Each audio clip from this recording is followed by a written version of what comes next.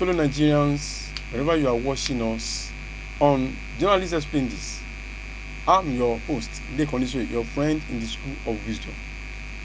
And today, we know that we are still in the mood of felicitating the present administration for the first year in office with a surprise package. Don't forget, in May last year, May 29, 2023, we were given surprise of removal of fuel subsidy, and this year again, May 29, another surprise of bringing back old national anthem to become new national anthem.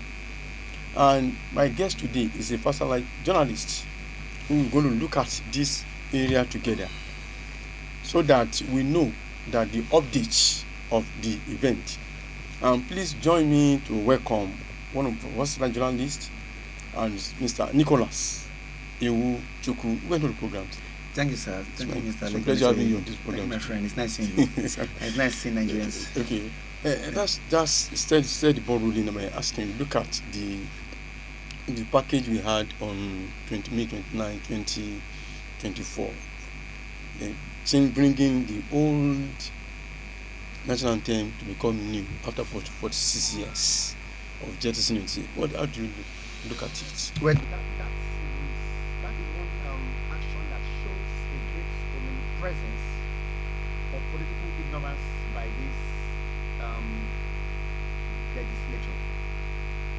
Because when you look at the idea behind state creation, behind a flag, behind an anthem, it is to evoke the spirit of the new nation, especially for nations that fought hard to get their independence from the colonial powers or by the colonial invaders. I prefer that word because we were on our own in Africa, taking our time from Nigeria to Congo to South Africa to the Sahel, and the British, the Germans, the French just sat down one day, I think in 1914, and partitioned Africa and shared it the way we share Salara during Ileya, which is next month, by the way, barely 2 weeks' time, without the consent of the governed. So for some, it was a harrowing experience. Lives were lost, properties were destroyed, our ancestors were pillaged into slave ships across the Sahara, up Europe, down America, padlocked with chains. Our grandmothers were sodomized, and unfortunately, in those slave ships, sometimes they had chaplains, men of God, that supervised and prayed over our invaders and our oppressors. So, be that as it may, the name Nigeria was even given to us by Flora Shaw. Some say she was a journalist, and some say she was an escort or concubine to Lord Lugard that accompanied him while he was down here. Now, when you look at the person who composed the anthem, she was even a ballet dancer. Francis Lindsay or Pierre something, or Francis Bed. Some account said it was written by Francis Bade, and it was composed by Lindsay. But when Ambassador took over in 1978, after Murtala's death, there was an attempt to nationalize the country. Of course, given his military background, and one who was fortunate to end the civil war. So there were different entries. About 5 Nigerians. Yes, came together. John Iwachukwu, B.O. Adebigbe, and it was composed by a policeman who was the head of the police band. Pa Benedict Odiase. And when you look at that anthem, Arise, O compatriots, guide our leaders right. Let the truth, let our youth know the truth. Mr. Nicolas, what even surprised me is you can see even any government functions, if they are to pray, they use the second stanza of this national anthem. Oh God of creation. Exactly. I don't know why. So it's just unfortunate, and the speed, the momentum with which this house passed this bill should call for concern. So I don't. There are a lot of questions begging for answers. Our road, our power, our national grid needs urgent repair. Our borders are not safe. Insecurity is still an issue. I mean, the east of this country, they were commemorating their Heroes Day on May 30th, which for them was the day they commemorate the unarmed 6 million Biafrans, including women and children, that died during the war, in conjunction with Nigeria and her friends, who have forgotten us now that we need them the most on issues of Boko Haram, banditry, terrorism, piracy in the South. And so let's say in the Southeast. Of course, I am not against the rights for self-determination. Okay. But Nations, according to the report on Sudan, peace in 2 nations is better than war in 1. Yes, of course. And the right to self-determination is enshrined in the AU Charter and the United Nations Charter. Of course, everybody will deserve peace. So, going back to that old anthem, it's obvious we want to go back to neo-colonialism, neo-imperialism. Somebody even said that since you have changed the old one to new one, then we should go back to the general government. Some people say we should go back to the Union Jack and also change the plan.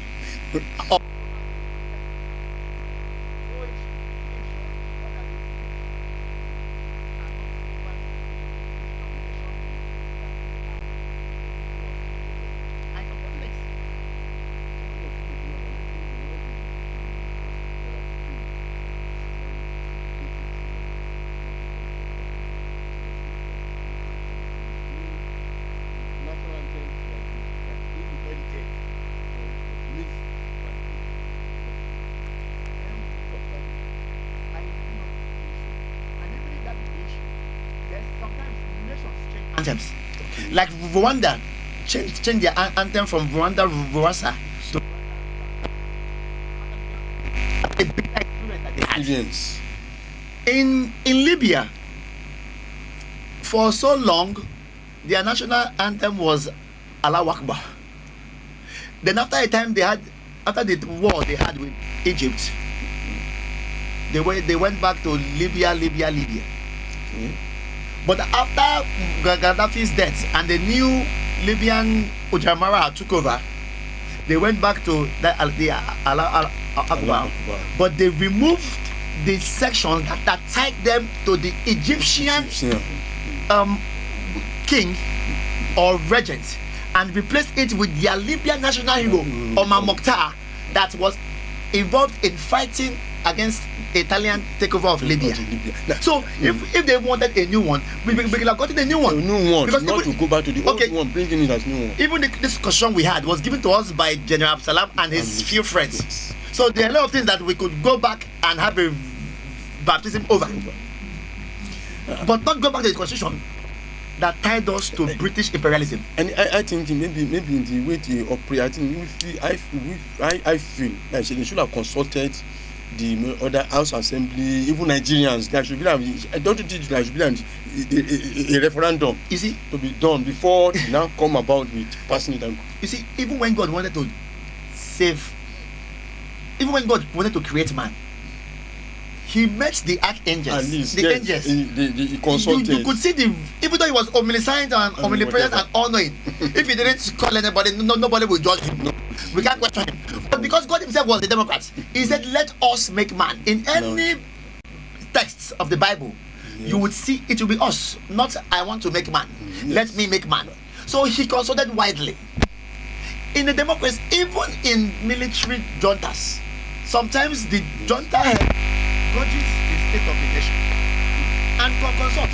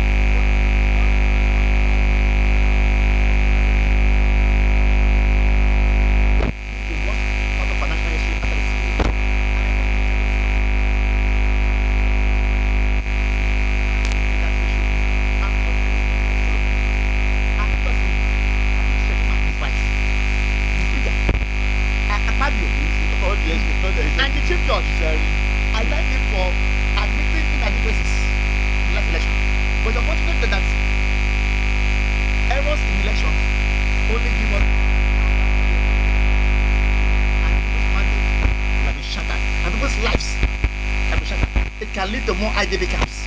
It can lead to more women becoming widows. It can lead to more of our youths dying in the Mediterranean Sea while trying to japa. It can lead to loss of hope. It can even lead to increase in the abduction of journalists. Right now, as the last count, 46 journalists have been abducted in this country. A record that Abacha did not even hold. Yes. A record Abacha did not hold for all his tyranny. As a matter of fact, if you remember when there was the news of a coup, Chris Anyang, that brilliant female journalist, she received a call that her family her life will be threatened. But according to her, there was a compelling need to inform the public. One of the principal aim of journalism, wherever it is found. So are you saying that the government is trying to gag journalists so that the people will not be informed adequately? The government is trying to gag every free space. Social media, citizen journalism, traditional media, print media. I mean, look at Balance Plaza over an issue of a phone and a customer, and the soldiers seized the plaza for about a week plus. I mean, is that how democracy should operate? In Abia, the police, they went into a studio, abducted a journalist on a live program. And there was no, I mean, even when Shweta was arrested, there was the police gave him one operation. Anybody can be arrested. Christ was arrested. Paul was arrested. Mandela was arrested. In fact, great men have been arrested. You know? But the manner and mode under his government is strange. It's of course. Yes. Now on this issue, let me go back to the issue of national thing. Old national thing coming in. Is there anything Nigeria can do? That is the danger of democracy. And that was why Socrates hated democracy. Because according to him, he said if we are going on a long journey at sea, who should we trust the ship with? Is it navigators, seafarers, or products of a popular vote? And the reporter said it is navigators and seafarers. So when people are poor, hungry, and ignorant, they should not get close to a follow boat, according to Socrates, who was one of the finest minds in Greece. And don't forget that Greece gave humanity democracy, Antonian democracy. So if one of the greatest philosophers did it, this is the challenge. In fact, one American poet, he said the National Assembly had the power to make a man, a woman, and a woman, unfortunately, for all we do, it is not to make that effect. When I ask that question, because this is the government of people.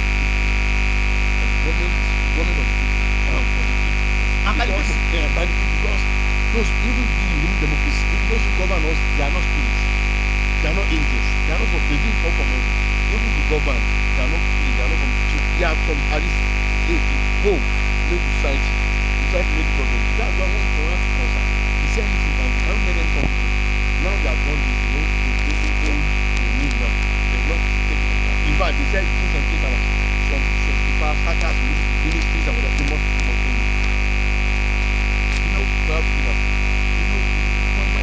when Mandela came out and he won the election, one of the first words he said was, I have come before you not as a prophet, but as a humble servant.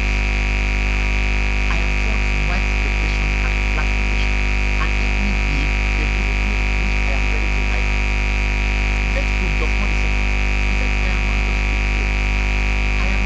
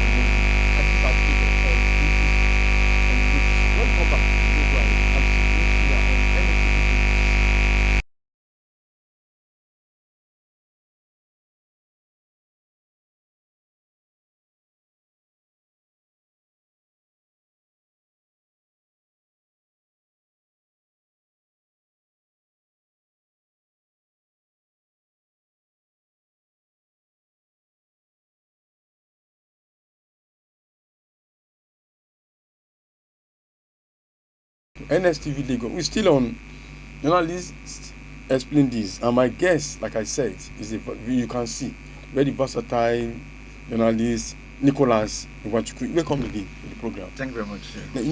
Before we went on break, we were talking about looking at the effect of old national anthem to new one. I want to know how to look at the agitation of the labor. To me, I feel the government they've shifted grant from 40,000 to 60,000 naira, but they were still demanding more. In fact, they are meeting today, and if the meeting is not fruitful, they go on strike. How do you react to that? Well, in fairness to the government, I think 600,000 naira minimum wage is unrealistic. But in a nation where the severance package and newspaper allowance of a senator who might not attend sittings is over 1.2 million naira. You are looking from that angle. And when you look at the inflation rate, in fact, the stagflation rate, we are now in a stagflation. When you look at the cost of living, the price of cement, the cost of fuel, the refusal of this government to diversify this economy, there needs to, and the reliance of non-civil servants on the salaries of civil servants, there needs to be a reasonable increment in the minimum wage. Okay. Minimum wage, exactly. And for once, I'm happy with that the TUC and the Labour appear to be in unison. Yes. You know, the government has a way of dividing people. Of course. From ASU, they will bring out Konwa. From NSC, they bring out CUC. You know, from NMA, they bring out Johesu. Just to divide. Now there is another unit of the MBA. I've forgotten the acronym. And even the NMA, they just want a court ruling that not every doctor must be in NMA. Because they know that it is easier to confuse a divided people. Of course. But everywhere unity has been found, the resolve by any government that does not listen to break them is slim. So the government. So when they are united. Exactly. I mean, look at these councillors. Some of them, you don't even know if they have 5 credits in WAEC. See what they earn.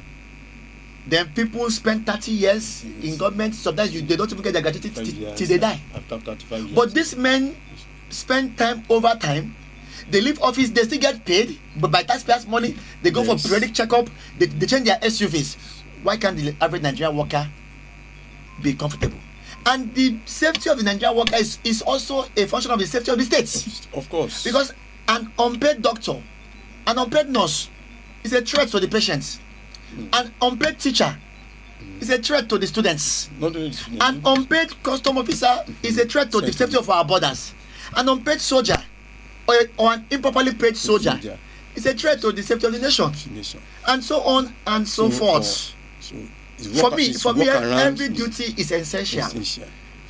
From the women who sweep our streets to the men who pack our garbages, they are as important as the men who fly our planes. Because the division of labor, everybody has his own to play.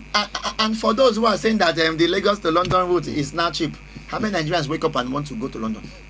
And for those who say that you can now easily get a passport, half of this country don't want to leave this country. They would rather get a bag of rice for 70,000 naira than go and get a passport for 70,000 naira. And don't you think as a result of the fluctuating naira dollar, that's why the laborers are demanding higher pay? Yes, that's one of the reasons. But in Libya, in Ghana, in Seychelles, when the people wake up, they do not just oppose their currency with the dollar. Because they produce locally. Okay. They have diversified their economy. And their oil or their major earner is not bunkered, it's not racketeered, it's not looted. I mean, look at the general that was in on the floor of the National Assembly. He said that they seized the ship one time. And after they went to the judiciary, before you know, the ship was repainted and found its way on the high sea. So nobody knows the amount of barrels of oil sold daily in this country. And that was what Sanusi was saying all his life. And even the waste by the National Assembly. Now you are building a library. These men, people who don't know that the former anthem was a colonial anthem. What will they go and read? I know somebody said.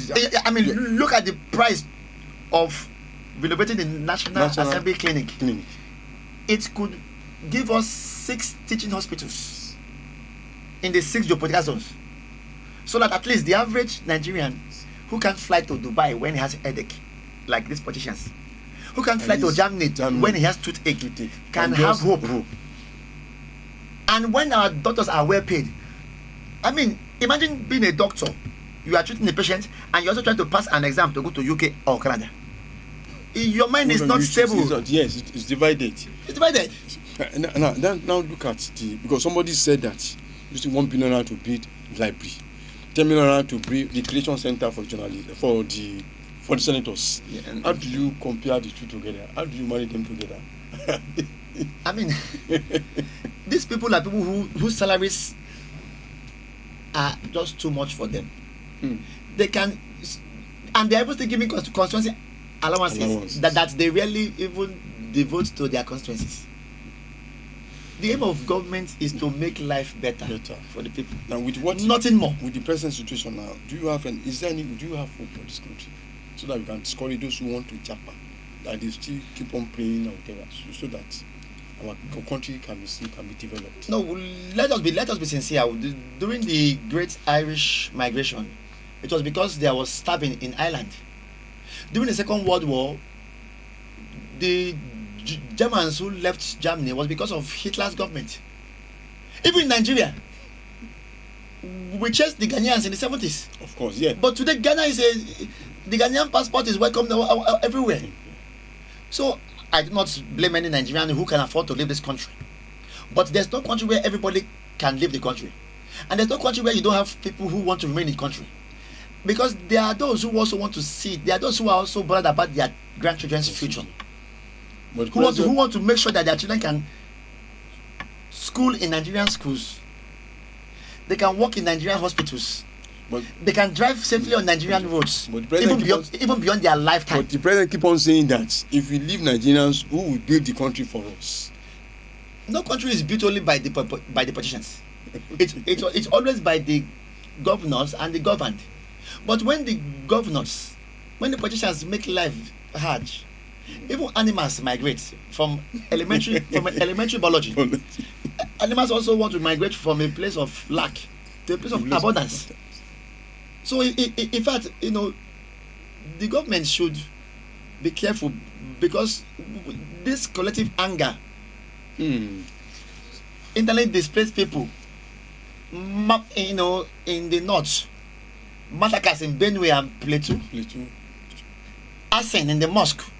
The other day it was a young man that tried to explode the mosque.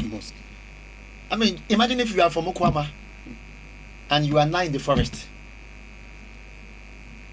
just because some soldiers were killed and the army felt the best thing to do is to go and wipe out a village.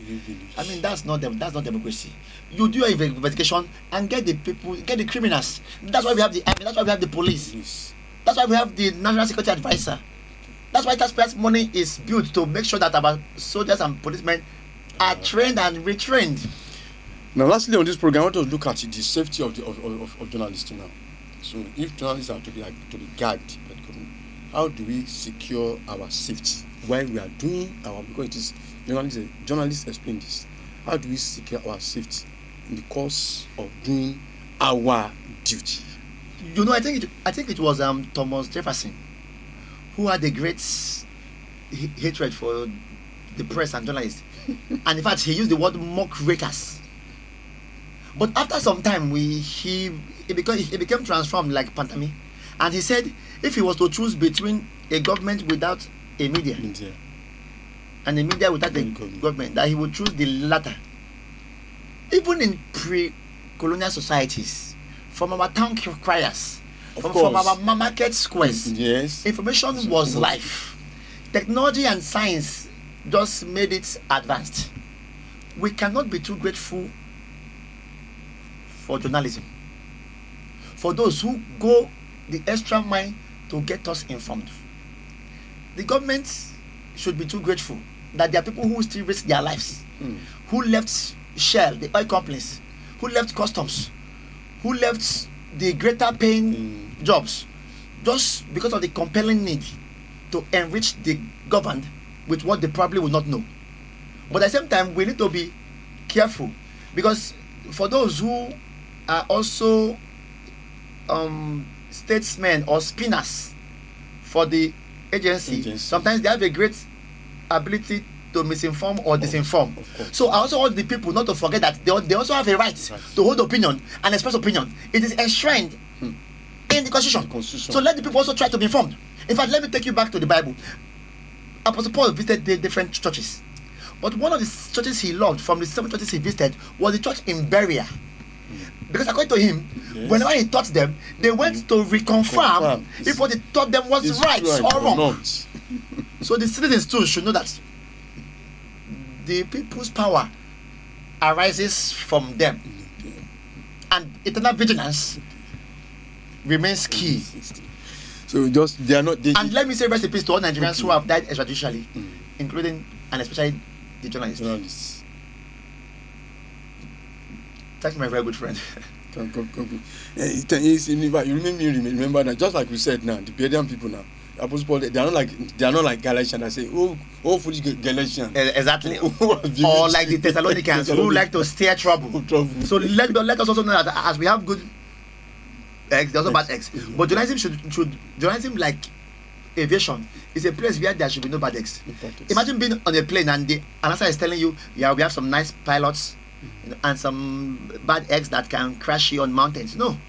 So we also don't want journalists that will misinform the people, because for some people that is only what they have, especially those in the interlands, where there's no access to power, where the national grid has never existed. But with a good radio or a good TV they can hear us. So that's how far you can go today with Nicolas Iwachukwu on Journalists Explain This. He has taken us far in many places so that we can really be informed. I want to thank you for giving me the opportunity to chat with you. Thank you, sir. Thank you, Nigerians. On NSTV Lagos, until another day when we shall meet again on Journalists Explain This on NSTV. I remain your friendly condition. Bye for now, and God bless you. Have a nice weekend.